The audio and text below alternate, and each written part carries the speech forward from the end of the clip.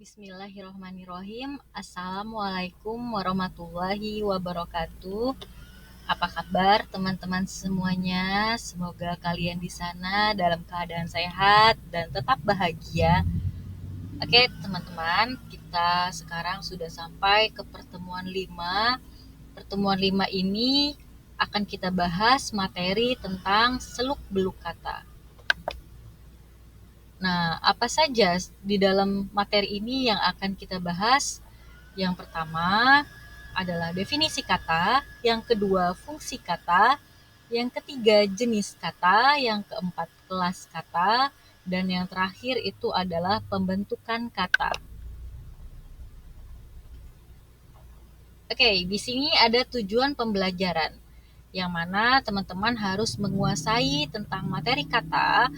Kemudian, teman-teman mampu menjelaskan ruang lingkup kata serta mampu menganalisis bentuk kata.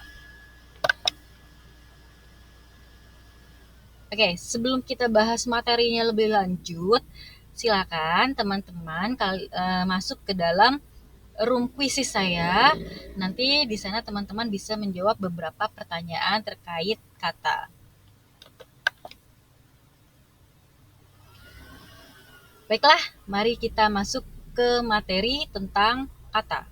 Yang pertama yang kita bahas adalah definisi kata. Nah, apa itu kata?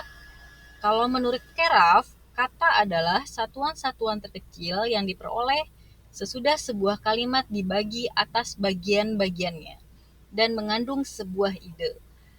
Kalau dapat kita simpulkan, kata adalah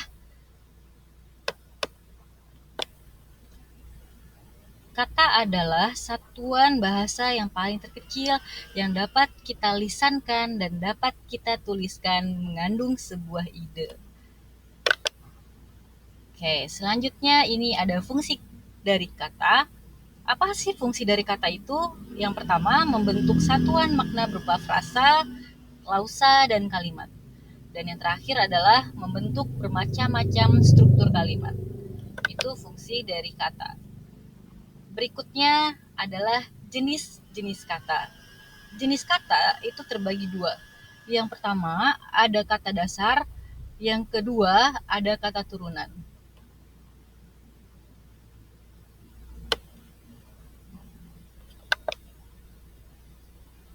Oke, kita bahas tentang kata dasar.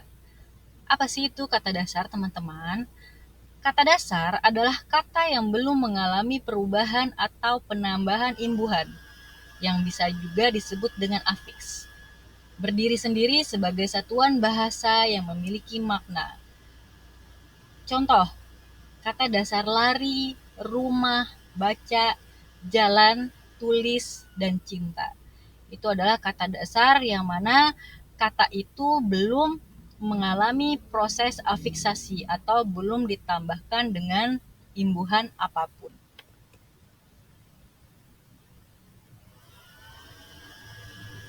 Yang kedua, ada yang namanya kata turunan.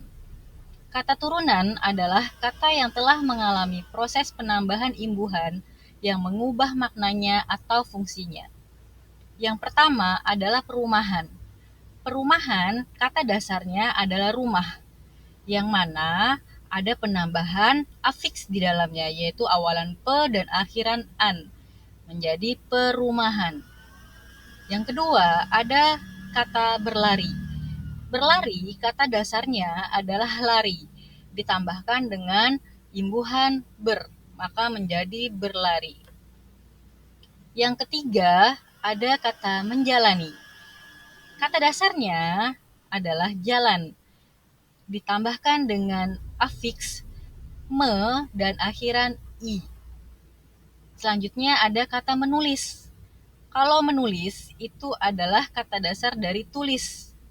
Ketika dia ditambahkan dengan imbuhan me dan ketika dia ditambahkan dengan awalan me, maka konsonan akan hilang, yaitu huruf T. Maka menjadi menulis. Selanjutnya ada dicinta. Oke, dicinta itu adalah kata dasar dari cinta, yang mana ditambahkan dengan awalan di, maka menjadi dicinta. Dan yang terakhir itu adalah kata membaca. Kata membaca, kata dasarnya adalah baca, di mana ditambahkan awalan menjadi membaca. Selanjutnya ada kelas kata.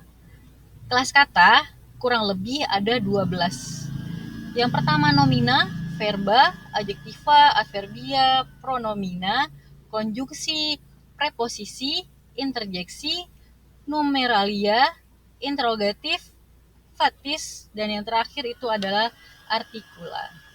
Mari kita bahas satu persatu. Oke, yang pertama itu adalah nomina. Nomina itu biasa juga kita sebut dengan kata benda. Nomina adalah kata yang maknanya merujuk pada benda. Benda yang terlihat maupun tidak terlihat. Contoh, kayak rumah, ember, gelas, mobil, sepeda, dan sebagainya. Yang kedua, ada verba. Verba juga disebut dengan kata kerja. Nah, apa itu kata kerja? Apa itu verba? Verba adalah kata yang maknanya merujuk pada proses atau kegiatan dan membutuhkan waktu. Contoh, tidur, mandi, makan, lari. Itu contoh dari verba. Selanjutnya adalah adjektiva. Nah, apa itu adjektiva? Adjektiva itu biasa dikenal oleh teman-teman adalah kata sifat. Nah, apa itu kata sifat? Adjektiva adalah kata yang berfungsi untuk menjelaskan sifat dan perasaan.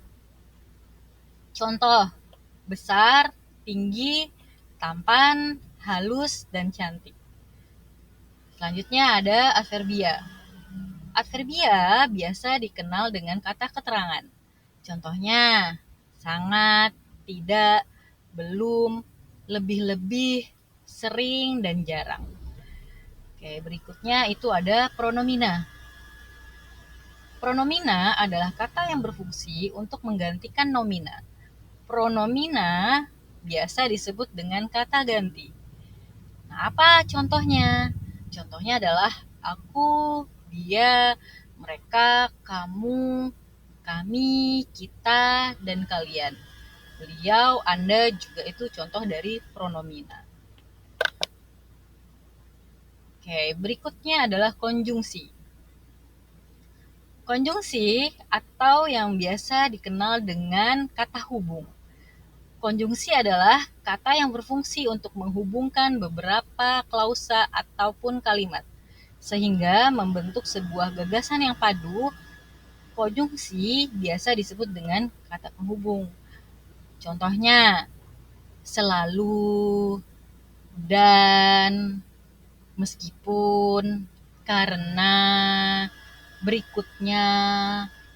Itu contoh dari konjungsi. Lalu ada yang namanya preposisi. Apa itu preposisi? Preposisi adalah kata yang berfungsi untuk mendahului nomina. Preposisi biasa disebut dengan kata depan. Contohnya, di, ke, dari, pada, dan yang terakhir itu adalah demi. Selanjutnya ada interjeksi. Interjeksi adalah kata yang berfungsi untuk mengungkapkan perasaan atau suasana hati penuturnya. Interjeksi biasa dikenal dengan kata seru. Contoh, seperti aduh, wow, astaga, buset, wih. Nah, itu contoh dari interjeksi. Lalu ada numeralia. Numeralia adalah kata yang berfungsi untuk menghitung banyaknya maujud. Numeralia biasa disebut dengan kata bilangan. Contoh, 1, 2, ke 1, kedua, semuanya. Nah, itu yang dimaksud dengan numeralia. Kemudian ada yang namanya interrogatif. Interrogatif adalah kata yang berfungsi mendapatkan informasi, yang biasanya itu menggunakan 5W plus 1H. Apa saja? Apa, siapa, bagaimana, mengapa. Itu yang biasanya dibuat untuk kalimat tanya. Oke, sekarang kita sampai dengan kelas kata yang terakhir, yaitu adalah fatis. Fatis adalah kata yang berfungsi untuk memulai mengukuhkan dan mempertahankan percakapan. Contoh, lah, ya, lo, kok, sih, halo, oke, dan hai. Itu adalah contoh dari kata fatis.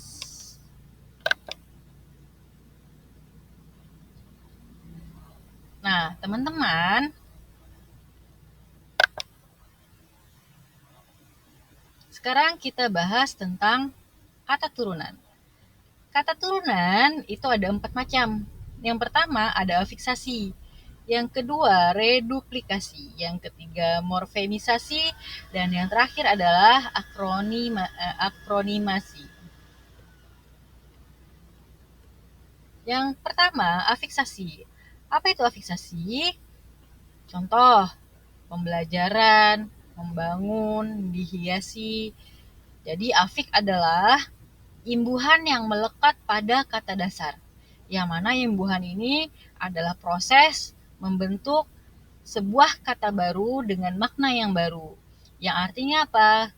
Yang artinya adalah kata dasar yang ditambahkan dengan imbuhan. Contoh, pembelajaran. Pembelajaran itu diawali dengan imbuhan pe, awalan pe. Kemudian ada akhiran an. Maka dari kata dasar belajar yang artinya proses mendapatkan sebuah ilmu. Oke. Kemudian ada kata yang kedua, itu adalah membangun. Membangun kata dasarnya adalah bangun. Kemudian ditambahkan dengan imbuhan atau afiks awalan, yaitu me, menjadi kata membangun. Dan yang selanjutnya adalah awalan di ditambah dengan akhiran i, ditambah dengan kata dasar hias, maka dia menjadi kata dihiasi. Berikutnya ada reduplikasi. Apa itu reduplikasi? Reduplikasi itu adalah pengulangan kata. Contoh, jalan-jalan, rumah-rumah, gado-gado, kura-kura, dan yang terakhir itu adalah ubur-ubur. Oke, jalan-jalan berarti melakukan sebuah perjalanan. Rumah-rumah berarti rumahnya itu lebih dari satu, terdiri dari jamak atau rumahnya banyak. Kemudian ada gado-gado. Nah, kalau gado-gado bukan berarti makanan yang banyak. Gado-gado ini adalah salah satu nama makanan khas dari Indonesia. Jadi hanya satu. Kemudian ada kura-kura. Nah, kalau kura-kura itu adalah nama binatang. Ubur-ubur itu juga nama binatang, tetapi bentuknya adalah pengulangan kata. Yang ketiga itu adalah morfemisasi. Contohnya, keras kepala, buah hati, kambing hitam, meja hijau, banting tulang. Kalau kita lihat dari contoh, apa maksud dari morfemisasi, teman-teman? Maksud dari morfemisasi adalah pembentukan dua kata menjadi satu makna. Yang artinya apa? Kata dibentuk oleh dua kata ini menjadi sebuah makna yang baru.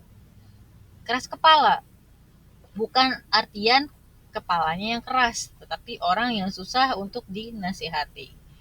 Buah hati bukan artian buah dan hati, yang mana maknanya dari buah hati itu adalah anak.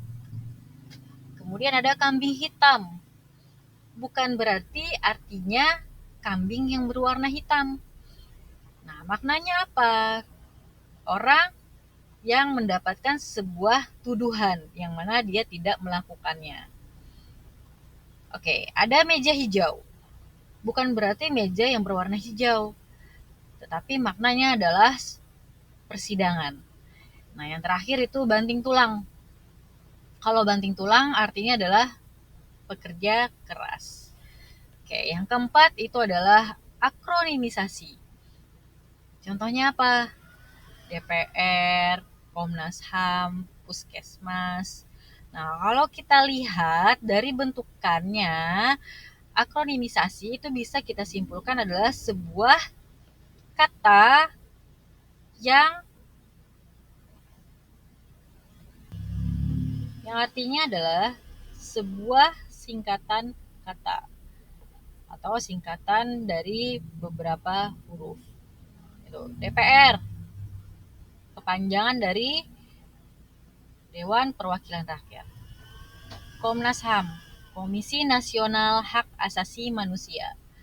Puskesmas. Nah, apa artinya dari puskesmas kepanjangannya? Pusat Kesehatan Masyarakat.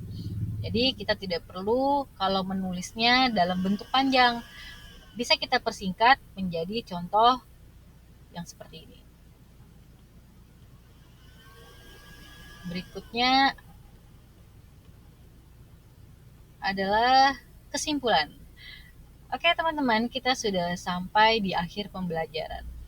Kesimpulannya dari materi yang saya sampaikan adalah kata adalah unit bahasa terkecil yang memiliki makna dan fungsi dalam berkomunikasi. Dalam bahasa Indonesia, kata dapat memiliki berbagai jenis dan fungsi dan dapat dibentuk dari kata dasar dengan penambahan imbuhan untuk menghasilkan kata turunan. Memahami berbagai jenis kata dan fungsinya sangat penting untuk menyusun kalimat yang tepat dan jelas. Untuk tugas akan saya kirimkan melalui Google Classroom. Silakan teman-teman cek kembali nanti Google Classroom-nya dan dikerjakan tugasnya sesuai dengan waktu yang saya tentukan. Akhir kata, jika ada pertanyaan, silakan bertanya di Padlet yang sudah saya kirimkan melalui Google Classroom. Oke, terima kasih atas waktunya. Sampai jumpa di pertemuan berikutnya. Wassalamualaikum warahmatullahi wabarakatuh.